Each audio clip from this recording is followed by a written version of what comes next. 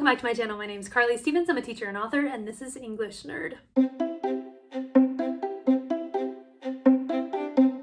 So it's been a minute since I've given a list of classic recommendations, and today is just a big long list of classics written by women. I'm going to organize this by type of work. So I'm going to start with novels, but there are plays, different poets, so I'm just going to organize it loosely that way. Now, if you get through this entire list, you get some ideas about what to read, and you think, hey, why didn't she include Wuthering Heights? Full disclosure, I've never really liked Wuthering Heights, but it's because there are so many more works that I could have included. I just wanted to give a list so you have some ideas of works written by women that maybe you can add to your personal reading list or to your classroom reading list to balance out all the guys. Without further ado, here we go. Starting, as I said, with novels. Their Eyes Were Watching God by Zora Neale Hurston is the story of a Black woman who marries a few times, and she's really on this journey of finding herself in the face of a lot of oppression and racism, sexism, all the isms. It is a book that will make you cry, but it's really well done. It's a great glimpse into her world. Okay, next is Frankenstein by Mary Shelley. This is at the top of my to be read list. I know it's shocking, I haven't read it yet, but hey, there are a lot of classics out there. Frankenstein, of course, is about Dr. Frankenstein creating a monster and the monster wrestling with the fact of his own existence. Next, we have the Jane Austen canon. Pride and Prejudice is, of course, the most famous. Persuasion is probably the best reviewed. My personal favorite is Northanger Abbey, but definitely give one of Jane Austen's works a look if you have not done that already. A Wrinkle in Time by Madeline Langle is next. It is a children's sci-fi fantasy classic. It's very mind-bendy. It's almost Doctor Who-like in its mind-bendiness, but it's a brilliant work of literature. It's part of a series, but you can read it as a standalone. Next, we have Little Women by Louisa May Alcott, one of the most famous books that comes to mind when people say, what's a novel written by women? Well, Little Women. There have been a variety of movie adaptations that have been very good. It's about these four sisters and the life that they live in New England. Next is To Kill a Mockingbird by Harper Lee, which is a beautiful look at somebody, Scout, a young girl who is coming of age in the South during just the height, I don't know if we can say it's the height, but certainly a height of racism, and her father, Atticus Finch, is a lawyer on behalf of a Black man falsely accused of attacking a white woman, and it just looks at these themes with a lot of delicacy and humanity, and the characters are really likable. So yeah, I know most of you, if you're watching this video, have probably already read To Kill a Mockingbird, but if you haven't, it's a great one to go back and look at.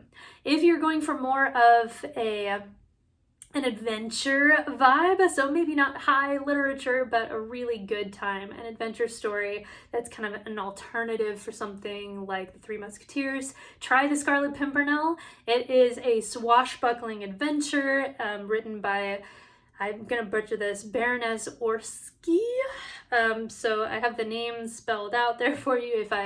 If I got that wrong, I'm sorry. Next, we have a horror classic, and that is The Haunting of Hill House by Shirley Jackson.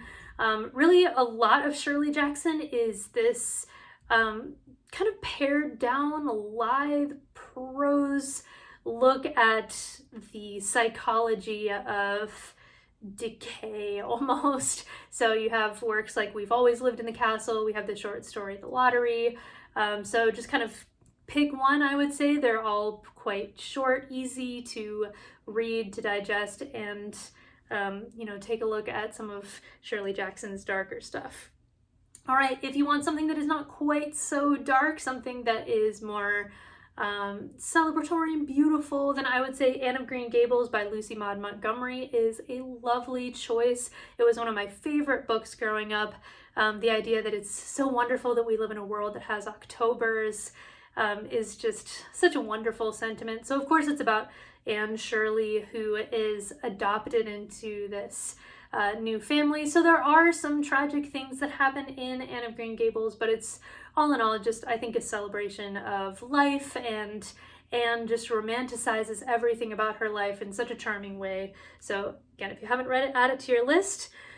Jane Eyre by Charlotte Bronte makes this list for obvious reasons. It is another one of those that just makes it onto every syllabus, and again, the Bronte's aesthetic is not my personal favorite, just on a subjective level, but it is very well written about poor Jane Eyre trying to navigate this world that is absolutely against her at every turn. She is just trapped. She manages to escape. She gets trapped again.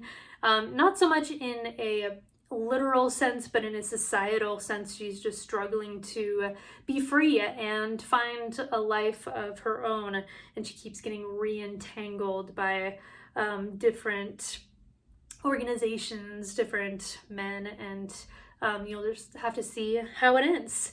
If you're looking for a mystery classic, look no further than Agatha Christie, another author who is high up on my list. I don't read a lot of mysteries in general. I do occasionally because I like to, dip my toe into most genres, really. But mystery is not one that I return to a lot. Otherwise, I already would have read, I'm sure, a bunch of Agatha Christie, because if you ask anybody who reads the mystery genre, they say, read Agatha Christie. Murder on the Orient Express is one of her most famous, and then There Were None is another, but yeah, grab one and take a look at it. I certainly intend to do that fairly soon. And then last on the novel list is one that I have not read, but as I was doing a little bit of research to just add to this list, besides what I was able to just come up with in the moment, is the Tale of Genji by Murasaki Shikibu. Hopefully I'm saying that correctly. It's considered the earliest novel.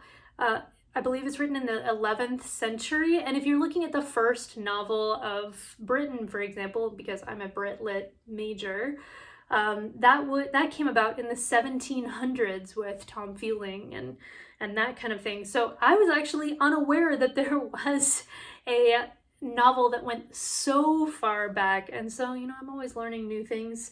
It's rather unsurprising that some of this knowledge slipped by me, but I'm trying to remedy these gaps and make sure that I do read more women writers and minority writers, and I have been in the past several years, but I intend to keep going on that track. Some of my favorites will always be some of the classics written by guys, but my goodness, they're only half the population of the world. Anyway, so those are my novels for the list here. I have a couple of philosophers as well. I'm just gonna hop onto my next category, and that is philosophy. A lot of times when we think of philosophy, we think of Plato, Aristotle, Nietzsche, these different men, of course, but there are women philosophers as well. One of my best friends kind of lucked out with her partner. She has a shirt that says philosopher, and her husband has one that says male philosopher. So, deconstructing some of these assumptions. So the first one, and I have started reading this, haven't made it all the way through, but I'm going to about a third of the way, is A Vindication of the Rights of Women by Mary Wollstonecraft. And it's just a very well laid out argument about some of the, the fact that women should have rights, essentially. And she's writing to an overwhelmingly male audience in terms of percentage, and so she has to establish things that shouldn't have to be established, and yet she does so in a way that I think is extremely thoughtful and logical, and you can occasionally hear a bit of snark coming through, but it's just a very well laid out series of arguments to argue for the rights of women to be greater than they are. And then The Second Sex by Simone de Beauvoir. I butchered that name too. I have a hard time with pronouncing French. I used to be able to do it as a kid, so I don't know. But Simone de Beauvoir was a famous feminist philosopher as well, and so she is making some interesting cases in that famous work. All right, next up we have a couple of plays.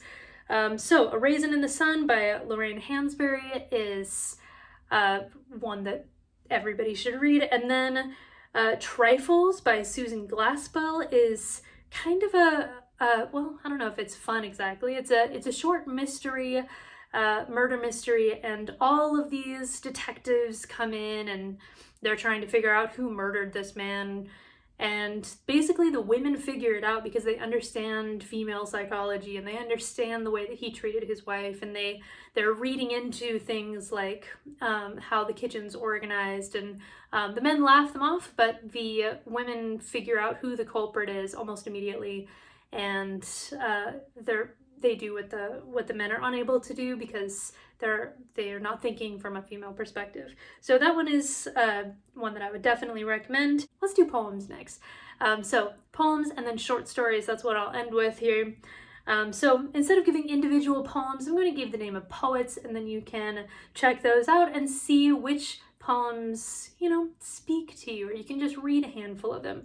Many of these poets write shorter rather than longer works, so it's really digestible for either you reading it on your own or studying it in a class and really analyzing it, because you can read the whole thing very easily in a short amount of time and start deconstructing, some of the choices that were made there and how form matches function and all that fun stuff. All right, so some poets. We have Elizabeth Barrett Browning. She is a poet who breaks the rule that I just said. Most of her poems are longer. Her most famous is How Do I Love Thee, Let Me Count the Ways, about the man that would become her husband. But she has a longer poem called Aurora Lee about a young woman finding her voice as a poet. In fact, she features she's mentioned quite prominently in my Hamlet retelling Laertes. So yeah, Elizabeth Barrett Browning.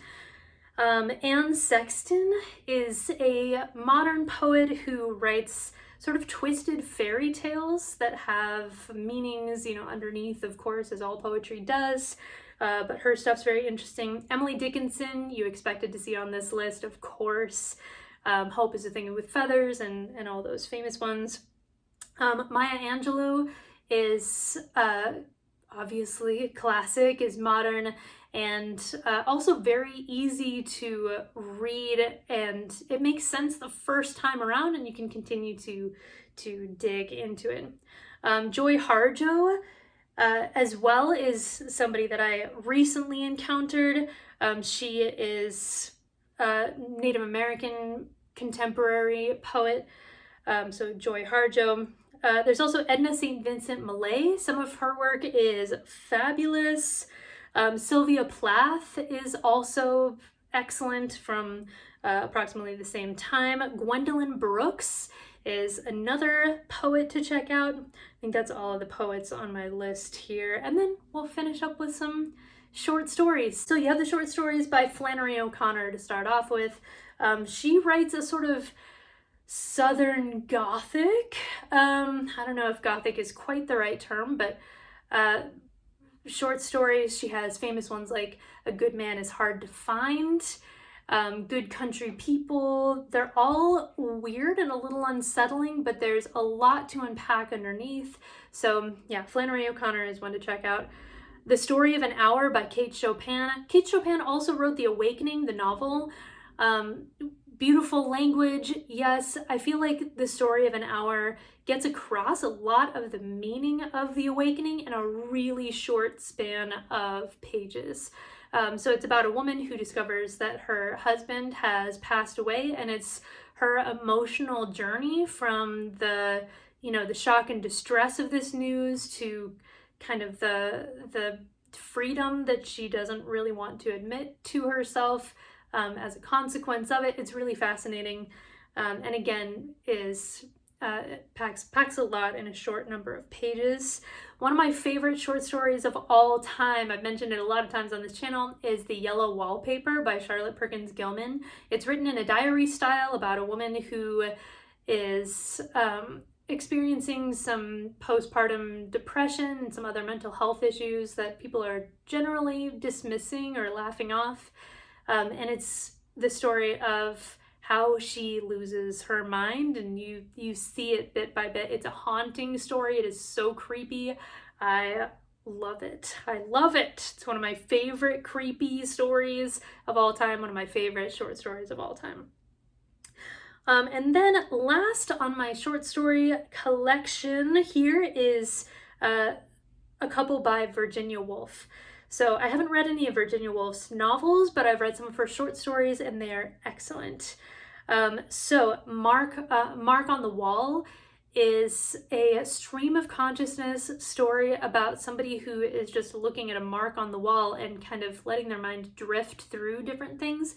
But it gives you just such an interesting look at this character, at the world she lives in, and it's really well done. Also, if you just want to check out the stream of consciousness style and you don't really want to dive into something like Ulysses or some other James Joyce stuff, this is a great way to do it, because sometimes a little goes a long way with the stream of consciousness.